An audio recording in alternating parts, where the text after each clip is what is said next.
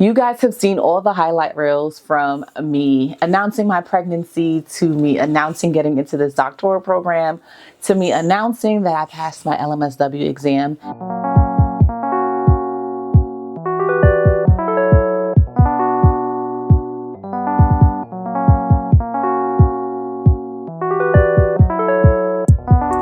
Hey YouTube, it's your girl Razia J, and I'm back with another video. If this is your first time landing on my channel, seeing my face, welcome, welcome, welcome. Glad to have you here. And if you have been rocking with Ray, thank you so much for the continual support. It means the world to me. On this channel, it's where faith, family, and social work intersect. I am a believer, military spouse, a mom of 3, and now a doctoral student. So guys, as the title suggests, we are going to be talking about how I am balancing it all. I know you guys have seen all the highlight reels from me announcing my pregnancy, to me announcing getting into this doctoral program, to me announcing that I passed my LMSW exam. And I wanted to take some time to sit down and talk to you guys about how I have been navigating this new season, and rightfully so, sharing what I have been doing to kind of balance it all. Because I don't want you guys to think that it has been a walk in the park, or, you know, sunshines and rainbows every single day. The truth of the matter is that I am a human being just like you. So even when something is good and I'm happy that it's happening, it comes with a level of balancing and navigating to make sure that it's seamless. If I'm honest, this is a level of chaos that I prayed about. You know, I prayed about being a mom. I prayed to be a wife. I prayed about getting a doctoral degree. So these are all answered prayers, but that doesn't make the season any less taxing.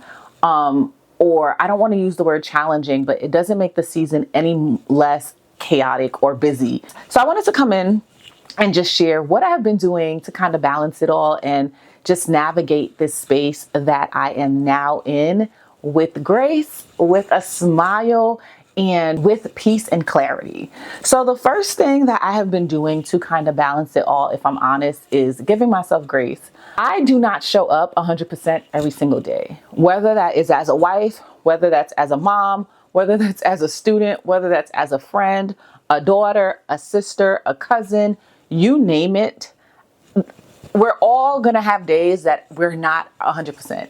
And the sooner you realize, like, hey, I'm not always going to be 100%, but I know that the people that are called to me, the spaces that I am called to, it's going to be a give and take. That's going to be a lot of weight off your shoulders. So for me, I just accept the fact that there's days that I'm going to be rocking it. And then there's other days where I'm going to be kicking and screaming, but I'm still going to show up and get it done. One of the things that I really prioritized, especially now in this season, was just focusing on some type of structure. And when I say structure, this structure is very flexible. It's not like it's written in concrete or stone. It's kind of written in mechanical pencil. And I give myself the freedom and flexibility to kind of erase things as needed. A planner or schedule is great because it allows you to see the full picture of a month. It allows me to put down the days that my husband is working, the shift that he may be working. It allows me to put down anything that my kids have going on at school. It allows me to put down my assignments or extracurricular when I'm serving at church, when I'm serving at Girl Scout. It serves as like a central hub for me to be able to see what I am working with on any given month. But with that said, I give myself the allowances to be flexible. And the flexibility comes in the way of, like, if I have like time set out that I want to do schoolwork, but a child needs me, or my husband is coming home late from work and I have to navigate another set of responsibilities that I'm not used to, guess what? I'm going to shift things downstream so that I can fit in the things that come in or come up, I should say, without stressing myself out. That's why I say, like, it's kind of written in pencil. And it was the same mindset I had when I was studying for my licensing exam. I didn't have a lot of time, but I also knew that I had a lot going on, and I could not commit to like saying like, oh, I'm going to study 5 hours a day, 7 days a week. Nope. I'm not going to be able to do that. But what I might be able to do is pick up my phone and do a few like test questions here and there so that I'm reminding myself that this exam is coming. And I use this flexibility when it comes to like my classwork. We get a lot of articles that we have to read. So one of the things that I have started doing is that I pick a few articles that I'm physically going to read and highlight and take notes on. And then like 2 to 3 of the articles I will listen to on my way to school the day of class so that it's fresh in my mind and I can be like an active participant in class discussions. Because if you are a doctoral student, or if you're not a doctoral student, now you know, a lot of the class is guided discussions of the cohort. And in my cohort, it's only 2 of us. So it's either myself or my colleague, and we have to show up. So this is the thing that I have done to kind of free myself and give myself a little bit more wiggle room when it comes to like all of these articles that I have to kind of read. Another thing that I have been trying to work super hard on is communicating with my husband and the people that are in place to support me. I often believe in my mind that like I say something or like people just know what I need. And in this season, I'm learning that no, baby girl, you cannot think you said something. And you also cannot think that someone is a mind reader. You have to say what you need. You have to communicate effectively so that you're able to get what you need, the support that you need so that you can show up in all of these spaces the way that you intend to show up. So when I first started my PhD program, one of the things that I would communicate with my husband specifically on days that I had to work on an assignment and I didn't get enough time to do it the day before or even the weekend before, I will ask him, hey, do you mind driving me to school so I can kind of like finish this assignment and like tie all of the loose ends as you drive me to school? That will take the load off of me. And my husband, he's amazing. He will do it for me. He will drive me to school. He will come back and pick me up without complaining. And that's what you call a teammate, a supporter. Another thing is like communicate what you need. So I knew that I don't want to put my baby in babysitter.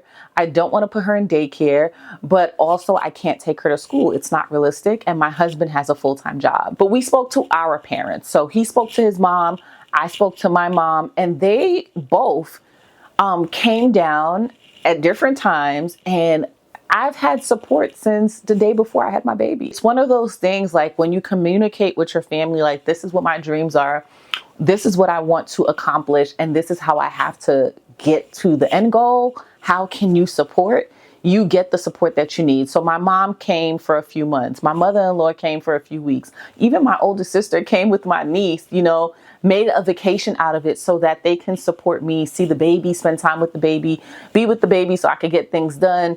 And all of those things I don't take for granted because family is everything, but community, whether that is by blood or by like love, is also everything. So I'm thankful for the community that I have.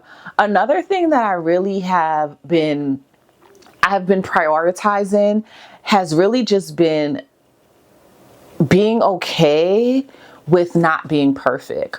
And I think that has allowed me to let go of the mom guilt that as a new mom, even if you have other kids, you'll always find something to be guilty about.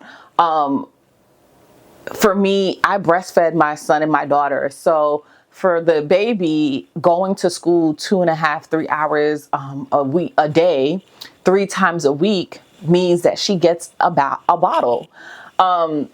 And that was something that I had to submit to God. I had to go to God and say, like, I really want to breastfeed my baby. I don't want her to have nipple confusion. I want her to be able to take the bottle when I'm not there, but also take the breast when I'm home.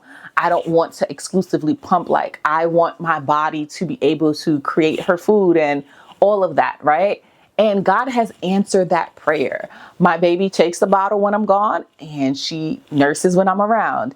And that has also taken a weight off of me because starting this program, the one thing that I was like super like nervous about was that like my baby eating.